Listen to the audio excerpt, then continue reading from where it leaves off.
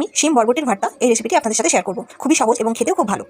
শিম আর বরবটিগুলোকে ছোটো ছোটো টুকরো করে কেটে নিয়ে কুকারের মধ্যে পরিমাণ মতন জল দিয়ে তাতে নুন, হলুদ আর টুকরো করে রাখা বরবটি, শিম আর একটা গোটা টমেটো দিয়ে কুকারের ঢাকাটা বন্ধ করে দিচ্ছি।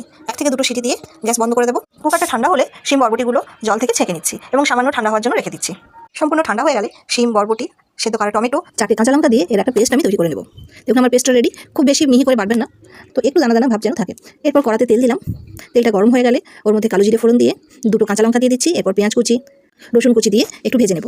ভাজার একটা বেশ সুন্দর গন্ধ বেরোলেই শিম বরবটির পেস্টটা কড়াতে দিয়ে দিচ্ছি। গ্যাস কমিয়ে আস্তে আস্তে নাড়তে হবে। পেস্টটার মধ্যে স্বাদ মতন নুন, স্বাদ মতন চিনি দিয়ে আবার কিছুক্ষণ নেড়ে নেব।